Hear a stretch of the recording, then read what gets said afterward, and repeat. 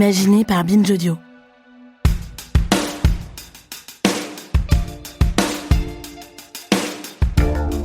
Au rythme où vont les choses, il n'est pas impossible que la catégorie affaires judiciaires de la page Wikipédia de Booba finisse un jour par être plus longue que celle consacrée à sa carrière musicale.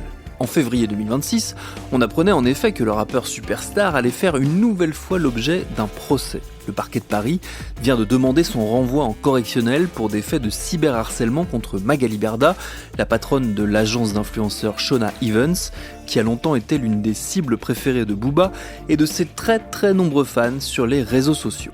Depuis plus d'une décennie, le rappeur passe au moins autant de temps à bosser ses lives et ses albums qu'à se déchaîner en ligne sur celles et ceux qui ont le malheur de lui déplaire. Le tout en bénéficiant d'une certaine complaisance médiatique, voire d'un laisser-faire qui peut poser question. Comment et pourquoi ce double jeu côté musique et côté cyberharcèlement continue de fonctionner? C'est ce qu'on va essayer de comprendre dans cet épisode. Je suis Thomas Rozek et vous écoutez Programme B.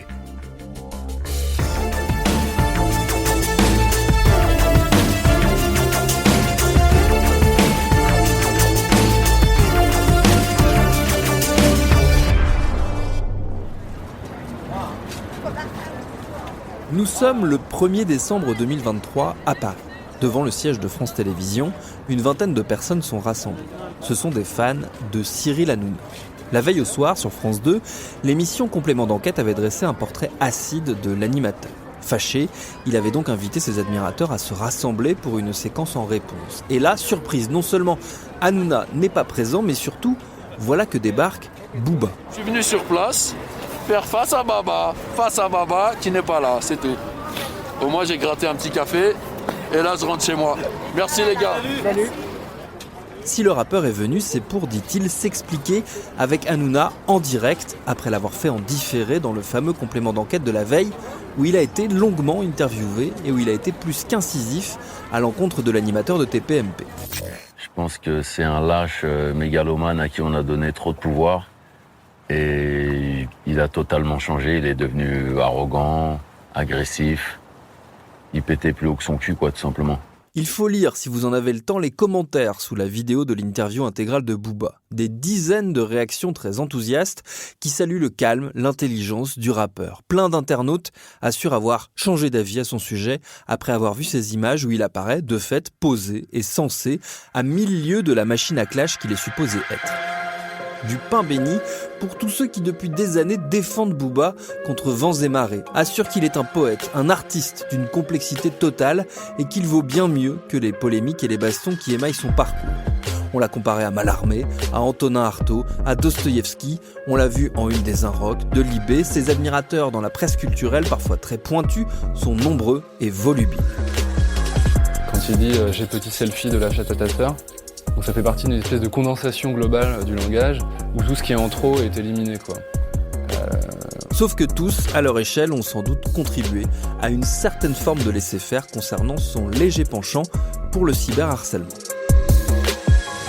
Pour reprendre les choses depuis le début, revenons aux années 90.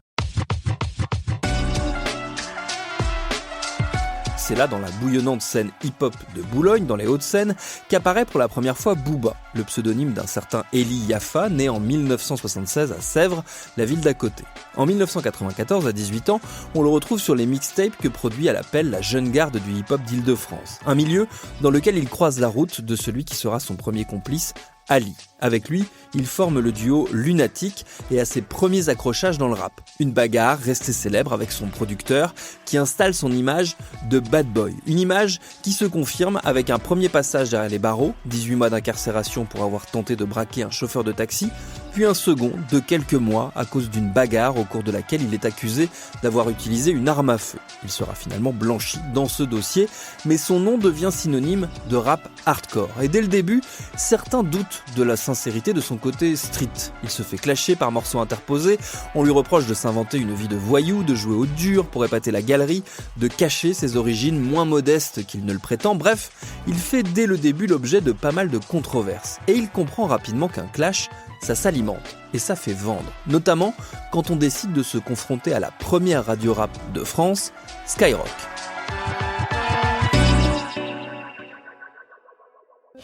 Booba ne veut pas faire Planète Rap. Fred Musa de Skyrock. Il y avait deux, trois paroles qui me gênaient. Je pense qu'il y a un moment, dans l'époque actuelle, dans le truc dans lequel on vit, je pense que c'est important, une radio comme Sky, qui est un média assez large, assez populaire et large.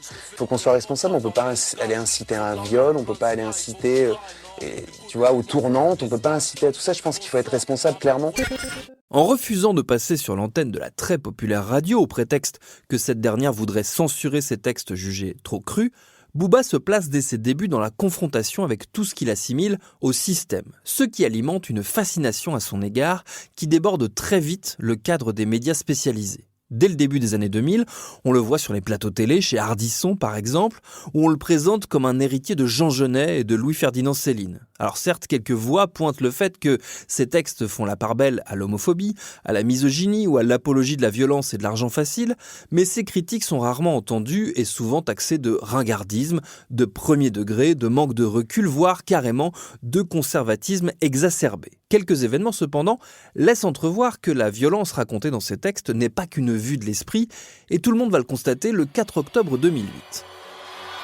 Le Stade de France! Faites-moi putain de bordel! Nous sommes alors au Stade de France, et ce soir-là a lieu un événement d'ampleur historique, la 2e édition d'Urban Peace. Un concert géant qui réunit la crème du rap français. Le premier Urban Peace avait eu lieu en 2002 et était devenu légendaire, le symbole d'un mouvement hip-hop au maximum de sa créativité et de sa popularité. 6 ans plus tard, l'idée, c'est de renouveler l'exploit. Au programme, on trouve Cherif Alouna, Cynic, Sefiu, les psychiatres de la rime, mais aussi Rof et évidemment Booba. Programmé très tard dans la soirée, le rappeur arrive sur scène, bouteille de whisky à la main, face à un public très très échauffé, qui commence à lui balancer tout un tas de projectiles, et au bout de quelques instants, ça dérape. Si, vous voulez une bouteille de Jack dans la tête ou quoi? Enfant de putain, va. Ouais, tu vas essayer de jeter des trucs. Pas de chiens, tu crois que c'est bon, c'est de easy. Les réseaux sociaux sont encore balbutiants, mais la scène où on voit Booba balancer sa bouteille de whisky sur les spectateurs a été filmée et est vite reprise partout. D'autant plus qu'elle s'est conclue par une baston en règle dans les coulisses de l'événement entre les entourages de Booba et de Rof, qui sont déjà brouillés à l'époque, on va y revenir. Normalement, je fais pas de concert comme ça où je me mélange. J'aime pas trop me mélanger. Et là, me mélanger à plein de rappeurs, de R&B un peu douteux, etc. Je suis même pas étonné qu'il se soit passé ce qui s'est passé.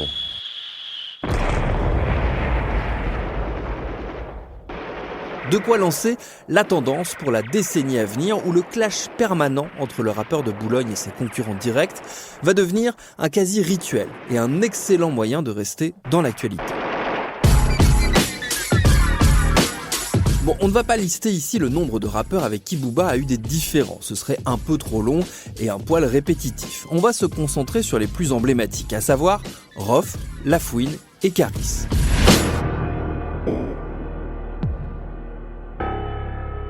Avec le premier, la brouille remonte au tout début des années 2000. Issus de la même génération, Rof et Booba se fréquentent, ils se côtoient et planchent même sur un titre en commun en trio avec Rimka du 113. Le morceau ne sortira jamais, les rappeurs n'arrivent pas à se mettre d'accord. Et c'est de là que leur animosité va s'installer. Elle va courir tout au long des années 2000-2010, à grand renfort de références plus ou moins directes dans des morceaux respectifs, de bastons dans des coulisses, on vient de le mentionner, mais leur principale source d'opposition en réalité, elle est bien commerciale. Les deux musiciens ont chacun lancé une ligne de vêtements, Uncut pour Booba, Distinct pour Rof. Ils sont donc en concurrence pour séduire les clients. Leur clash, c'est leur campagne de pub.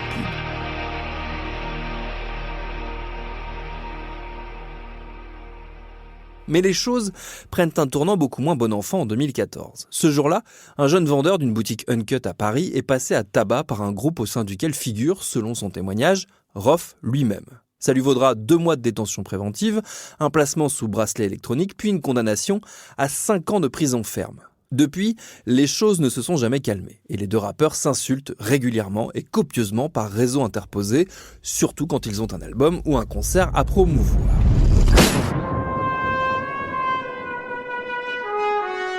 Avec La Fouine, c'est un peu la même histoire. D'abord une collaboration, un semblant d'amitié, et puis dès que le succès commence à s'installer, ça vire à la concurrence et à l'opposition, au clash par un morceau et interview, avant que le conflit ne s'invite dans la vraie vie. Il veut une rencontre avec moi, c'est ça? J'accepte la rencontre. Un soir de février 2013, la voiture de La Fouine qui rentrait chez lui est visée par des tirs. Tout le monde pense au conflit très médiatique avec Booba. L'enquête sera classée sans suite, le tireur n'a jamais été retrouvé. Mais ça ne va pas s'arrêter là. Un mois plus tard, cette fois-ci nous sommes à Miami. Booba vit là-bas depuis 2008, notamment pour des raisons fiscales. La Fouine y a un pied-à-terre. Et début mars 2013, donc, une vidéo est postée tirée des images de surveillance de l'immeuble où réside Booba. Une vidéo sur laquelle on assiste à une bagarre entre les deux rappeurs et d'autres acolytes. Évidemment, c'est repris partout, les fans dissèquent chaque seconde pour essayer de voir qui a le dessus, puis se déchaînent en soutien de leurs camps respectifs sur les réseaux sociaux. Et on exige un lieu qui soit bien public. Un bar, un restaurant, pourvu qu'il y ait un peu de monde autour de nous. Un bon plan com, alors que Booba s'apprête à démarrer une tournée de concerts et que le nouvel album de La Fouine se vend moyennement. Vous commencez à comprendre comment tout ça fonctionne. La brouille entre les deux connaîtra d'autres petites secousses avant de s'éteindre doucement, puis de repartir tout récemment, en 2025, lorsque La Fouine aura le malheur de réussir son comeback artistique, ce qui évidemment n'est pas du goût de Booba qui a ressorti tout son attirail de pique.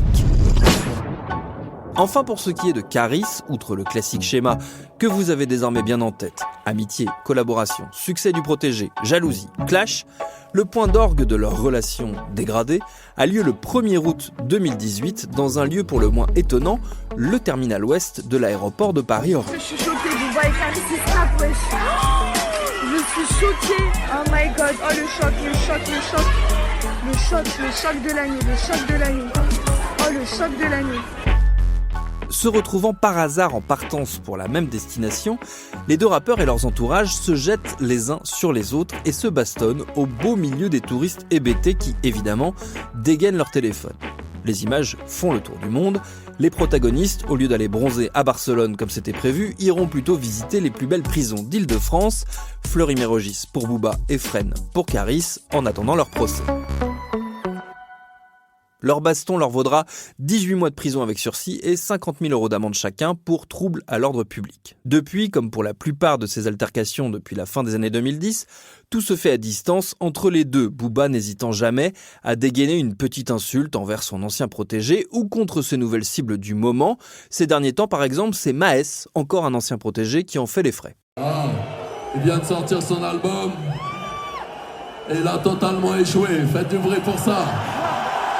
Fuck Maes, fuck les traîtres et les ingrats, la piraterie n'est jamais finie. Et du son. On pourra toujours dire que finalement ça fait partie du folklore du rap. Ça a toujours existé et a priori ça existera toujours. Là où le cas de Booba diffère un peu des autres, c'est que cette culture de l'affrontement à visée marketing, il l'a très largement exportée en dehors des cercles du hip-hop. Dès la fin des années 2010, alors qu'il devient un acteur de poids dans l'écosystème grandissant des réseaux sociaux où il cumule des millions de followers très investis, on aura l'occasion d'en reparler, il se met à explorer et à polémiquer autour de plein de sujets. Les gilets jaunes, par exemple, dont il relaie les messages depuis sa piscine de Floride. Mais c'est en 2021 qu'il se découvre un grand combat, la dénonciation de ce qu'il appelle les influx voleurs.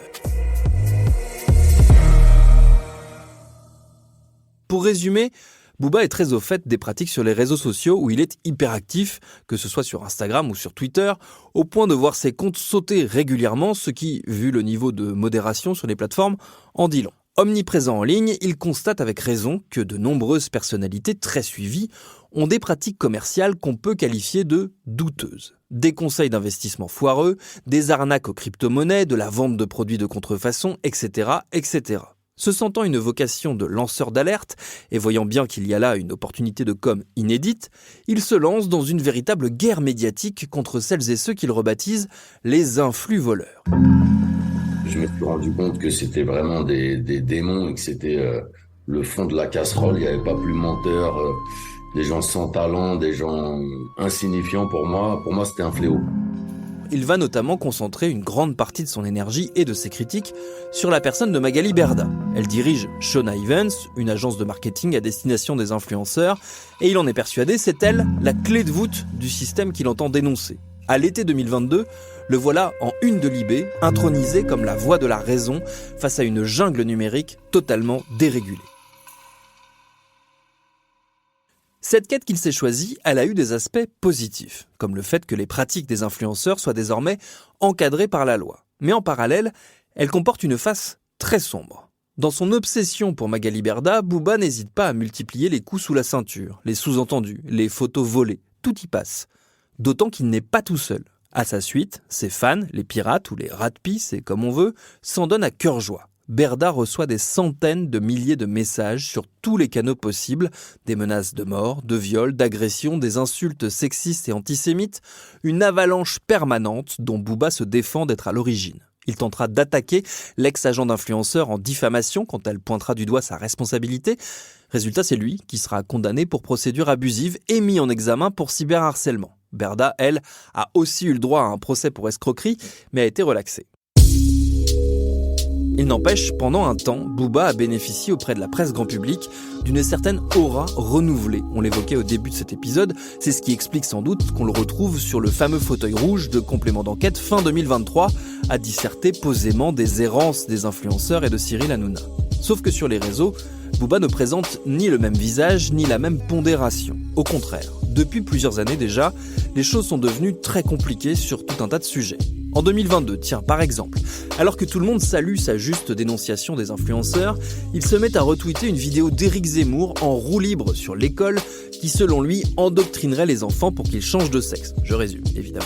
Premier degré, Booba salue cette prise de position, en alignement total avec les délires du camp ultra-conservateur américain, dont il reposte également les projets de loi visant à interdire la simple mention de l'homosexualité à l'école.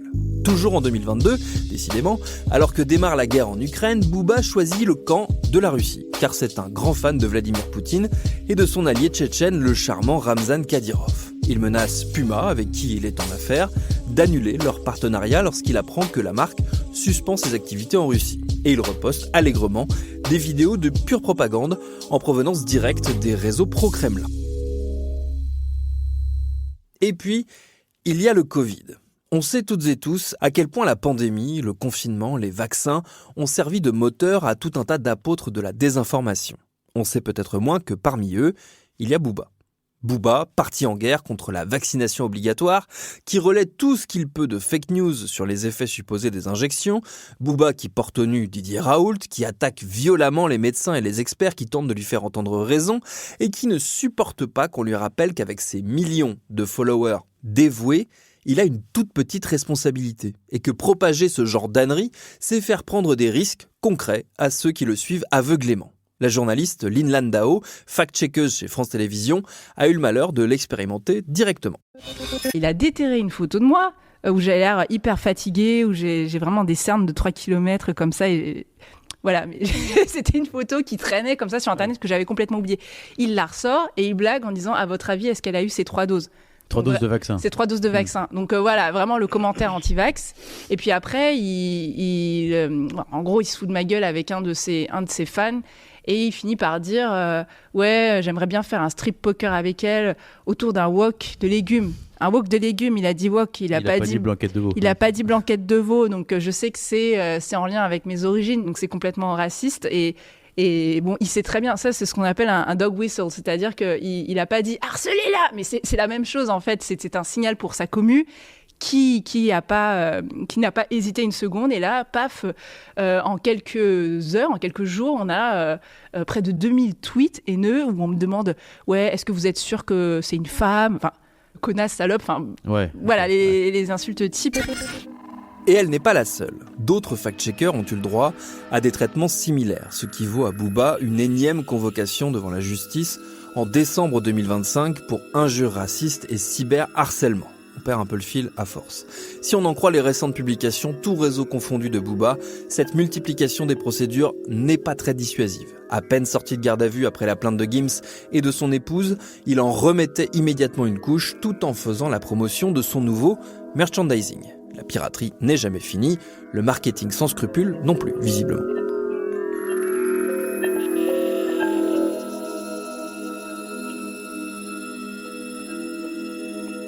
Merci à Paul Berthiaud qui réalise cet épisode de Programme B, préparé comme toujours par Charlotte Bex et produit évidemment par Binge Audio. Tous nos épisodes, les anciens comme les nouveaux, sont à retrouver sur toutes vos applis de podcast préférées. Cherchez-nous sur internet si vous voulez nous parler, et à très vite pour un nouvel épisode.